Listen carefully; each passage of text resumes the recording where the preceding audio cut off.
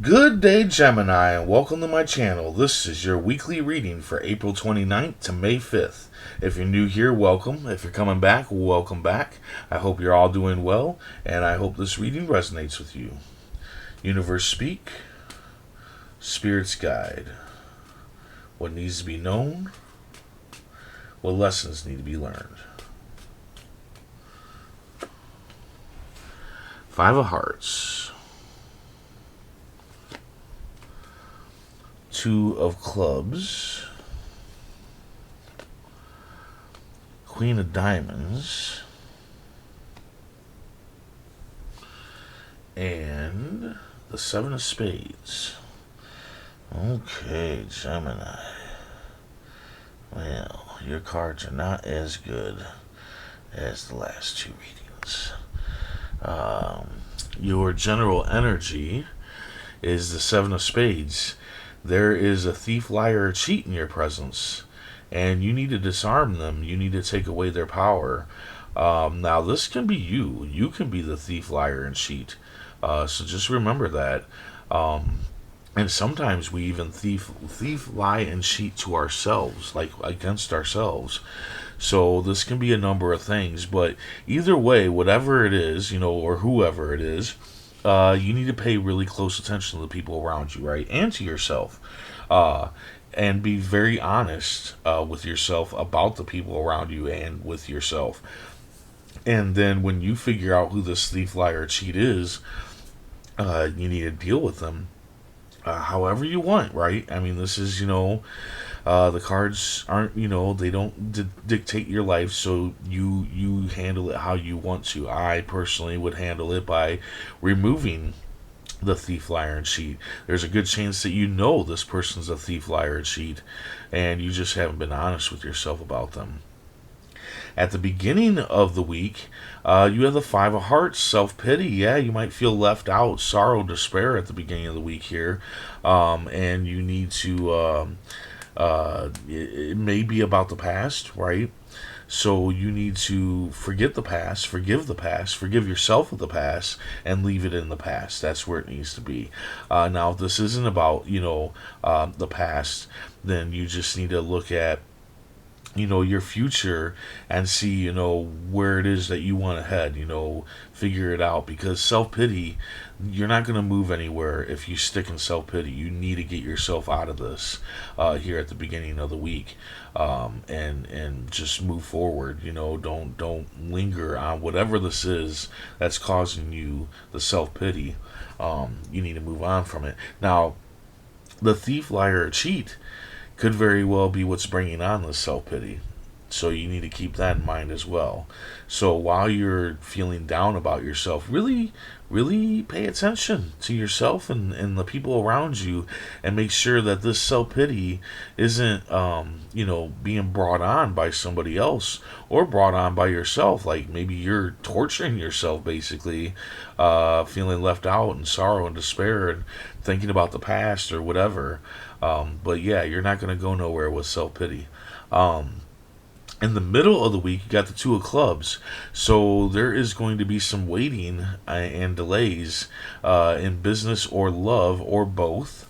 And the only thing that you can do is plan and prepare, right? That's all you can do when it comes to this, is plan and prepare. Plan for the good outcome and the bad outcome and how you're going to deal with it. Now, what you don't want to do is you don't want to sit there and ponder and think, how can it be good? How can it be bad? You don't want to get into those whole scenarios, because when you get into scenarios, it's almost infinite. Like you can come up with infinite scenarios to a situation, right? And you're just going to drive yourself mad if you do so, right? So be very, very careful about that. Especially when you got this self-pity going on at the beginning of the week. If you sit there and go over all these scenarios of how it could be good or bad, this delay that you're waiting for in the middle of the week, you could head right back into that self-pity. So plan and prepare. And when I say plan and prepare, I mean good, bad, how you're going to deal with it and how you're going to move on, and that's it. At the end of the week, you have a wicked, jealous manipulator, a homewrecker, that wants to wreck your home. Now, this could be the thief, liar, cheat. Okay, this very well could be this person, and perhaps at the end of the week, you're going to actually see them for who they are. But you got to be careful. This person is a master manipulator, right? And when I say home wrecker, I don't just mean they want to wreck like your relationship or whatever. They want to wreck your home, relationship, job, family, whatever. They want to wreck it, dude. They do not want what you have, you have, and what you have. They're completely jealous of you, and they can easily manipulate you into self pity. They can easily manipulate you into thinking about these scenarios and driving yourself mad, possibly sending you deeper into self pity. So you need to be very careful of whoever this person is. So pay attention, but I feel like at the end of the week you're going to finally see who this person is, and then you got to figure out what you're going to do with this person. I mean, if they're causing you this many problems, I mean, me personally, my advice, get rid of them. That's all there is to it. Kick them to the curb. I might be a little bit more of a hard ass when it comes to stuff like that, but I will kick a person to the curb in no time if I see that they're destroying my life. Let's see what the tarot cards have to say. Universe speak.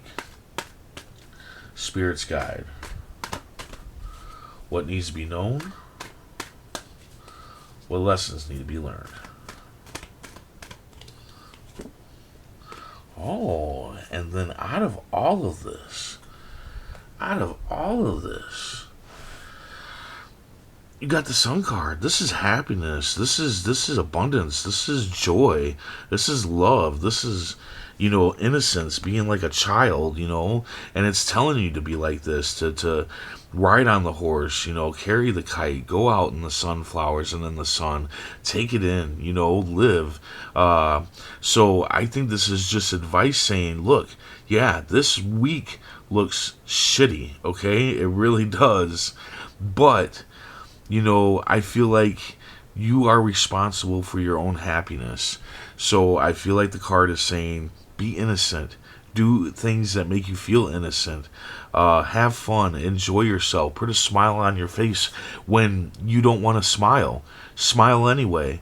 And just, bring yourself to happiness. Be like the child. When you're going through all this stuff, just be like, all right, here I am in self-pity. Maybe turn on some positive music or a comedy movie or whatever. Brighten yourself up.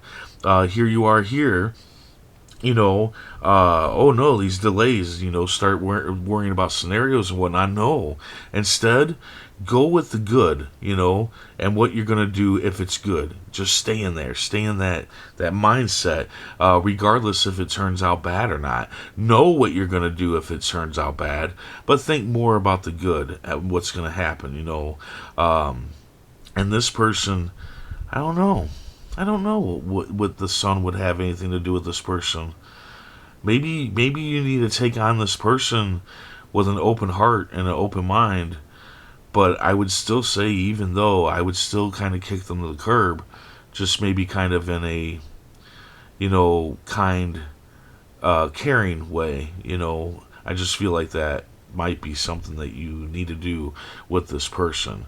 Perhaps it's somebody that you don't really want to lose in your life, but you can't have them around when they're being jealous of you and trying to attack you. But regardless of any of this, right, that might not be what you need to do, but I kind of think you should. I think you should go at this person with love and an open heart.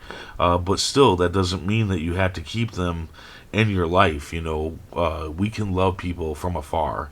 But other than that, I believe this is telling you that when you're down and out, when things aren't going good and all that other shit, be happy. Put a smile on your face. Do something that makes you laugh. Do something that makes you feel good.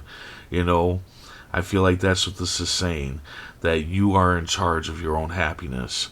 And when you're going through this shit, you need to bring that happiness out. So there you go. I hope this resonates, and I hope it helps in some way. And if it does, hit that like button. And if you would, please comment, share, and subscribe. I hope to see you back here next week. And until then, stay safe, stay mindful, and stay healthy.